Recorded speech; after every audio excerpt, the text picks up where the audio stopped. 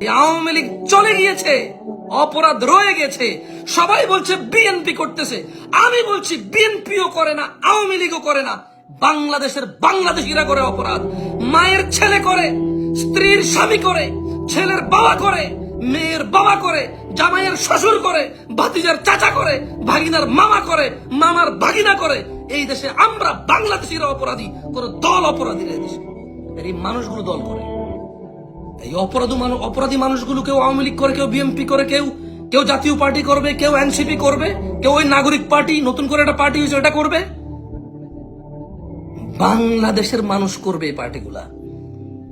এরপর দোষ দেবে বিএনপি, দোষ দেবে আওয়ামী লীগ, দোষ দেবে এনসিপি, দোষ দেবে জাতীয় পার্টি, দোষ দেবে জামাত ইসলাম, দোষ দেবে হেফাজত ইসলাম। অথচ মানুষগুলো দোষী।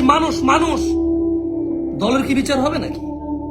10 কোটি, 5 কোটি, 1 কোটি, 2 কোটি, 4 কোটি মানুষ দিয়ে দল, এত দলের বিচার করবে কে?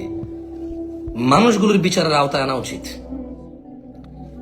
মানুষগুলোকে বিচারের আওতায় আনা উচিত।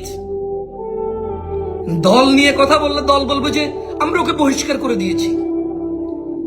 বিএনপির মধ্যে এরকম লোক হইতে পারে না, জামাত ইসলামের মধ্যে এরকম লোক সহ্য করতে পারি না, আওয়ামী লীগের মধ্যে এমন লোক আমরা পছন্দ করি না, আমরা তাকে দল থেকে বহিষ্কার করেছি বহু আগে। ব্যাস, দল বেঁচে গেল, দল বেঁচে গেল। পুলিশ করলে পুলিশ বলবে আমরা তোকে বরখাস্ত করেছি, আর্মি করলে আর্মি আমরা তোকে বরখাস্ত করেছি। জামশেদ মজুমদারের মতো কোন মাদ্রাসায় চাকরি করে যদি হুজুর করে কোনো অন্যায়, মাদ্রাসা বলবে আমরা তো ওনাকে চাকরিচ্যুত করেছি, বহিষ্কার করে দিয়েছি, আপনারা যা বিচার করেন করেন। আমাদের মাদ্রাসার সাথে ওর কোনো সম্পর্ক নাই, আমাদের দলের সাথে ওর কোনো সম্পর্ক নাই, পুলিশের সাথে ওর কোনো সম্পর্ক নাই, আর্মির সাথে ওর কোনো সম্পর্ক নাই, বিএনপির সাথে ওর কোনো সম্পর্ক নাই, মসজিদের সাথে ওর কোনো সম্পর্ক নাই। বলবে প্রতিষ্ঠানের বিচার করবে নাকি তোমরা?